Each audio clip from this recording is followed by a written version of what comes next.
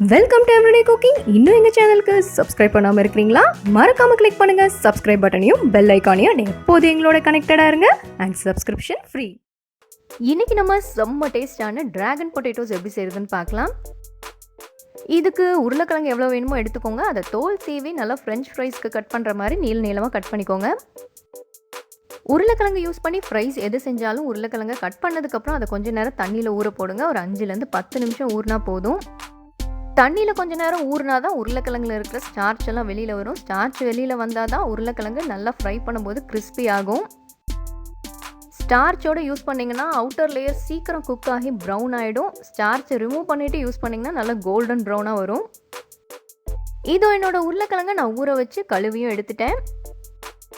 இதில் இப்போ நம்ம ஒன்று ஒன்றா ஆட் பண்ண ஆரம்பிக்கலாம். முதல்ல இஞ்சி பூண்டை தட்டி போடுங்க, இல்லைனா இஞ்சி பூண்டு விழுதுருந்தால் அதை போட்டுக்கோங்க. 1 டீஸ்பூன் மொத்தம். 1 டீஸ்பூன் மிளகாய்த்தூள், 1 டீஸ்பூன் டொமேட்டோ கெச்சப், 2லேருந்து 3 டேபிள் ஸ்பூன் அளவுக்கு கார்ன்ஃப்ளவர்.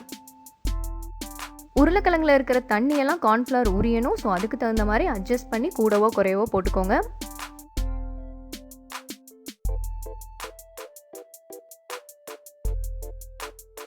இதோட நம்ம இப்போ தேவையான அளவு உப்பு ஆட் பண்ணிக்கலாம்.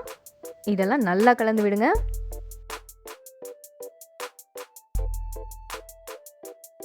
உருளைக்கிழங்கு நல்லா ட்ரை ஆகிடுச்சு. இதை நம்ம இப்போ ஃப்ரை பண்ணி எடுத்துடலாம். நல்லா சூடான ஆயிலில் பொன்னிறமாக பொரிச்சிடுங்க.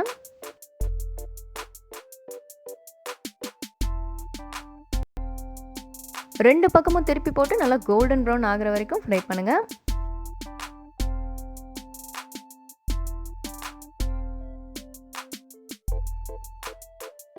இதோ நம்மளோட உருளைக்கிழங்கெல்லாம் சூப்பராக ஃப்ரை ஆகிடுச்சு. வெளியே எடுத்துடலாம்.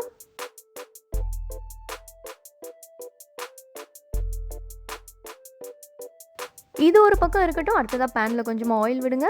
இதில் ஒரு 5 பல் பூண்டை குட்டி குட்டியாக நறுக்கி ஆட் பண்ணுங்கள். பூண்டை ஒரு 2 நிமிஷம் நல்லா வதக்கிட்டு 1 டீஸ்பூன் அளவுக்கு சில்லி ஃப்ளேக்ஸ் ஆட் பண்ணுங்கள். சில்லி ஃப்ளேக்ஸ் இல்லைன்னா காஞ்ச மிளகாயை கரகரப்பாக அரைச்சி யூஸ் பண்ணிக்கோங்க. அடுத்ததாக 1 டேபிள் ஸ்பூன் அளவுக்கு டொமேட்டோ சாஸ்.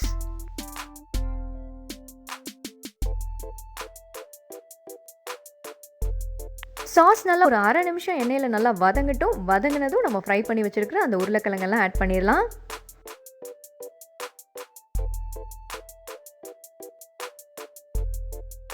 இதோட நம்ம கொஞ்சமாக சர்க்கரை ஆட் பண்ண போகிறோம். சர்க்கரை நல்லா வதங்க கேரமலைஸ் ஆகி நல்ல ஒரு ஷைனிங்கான கோட்டிங் தரும். அது ரொம்பவே நல்லாயிருக்கும். இந்த டிராகன் பொட்டேட்டோஸ்க்கான ஃப்ளேவரே தேன் தான். ஸோ இப்போ நம்ம ஒரு டீஸ்பூன் அளவுக்கு தேன் ஆட் பண்ணலாம். ஹனி ஆட் பண்ணதுக்கப்புறம் இதை ரொம்ப நேரம் வதக்க வேண்டாம். ஒரு நிமிஷம் நல்லா கலந்து விடுங்க, அதுவே போதும்.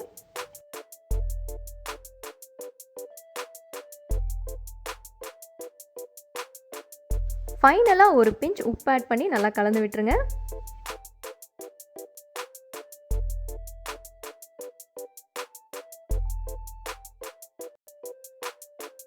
இதோ நம்மளோட டிராகன் பொட்டேட்டோஸ் இங்கே சூப்பராக ரெடி ஆகிடுச்சு. இதுக்கு மேலே வேணும்னா கொத்தமல்லி இலையை நறுக்கி தூவுங்க. இது செம்ம டேஸ்ட்டாக இருக்கும். கண்டிப்பாக ட்ரை பண்ணுங்கள். வேறொரு இன்ட்ரெஸ்டிங்கான ரெசிபியோடு உங்களை சந்திக்கிறோம். மறக்காமல் எங்கள் சேனலுக்கு சப்ஸ்கிரைப் பண்ணுங்கள்.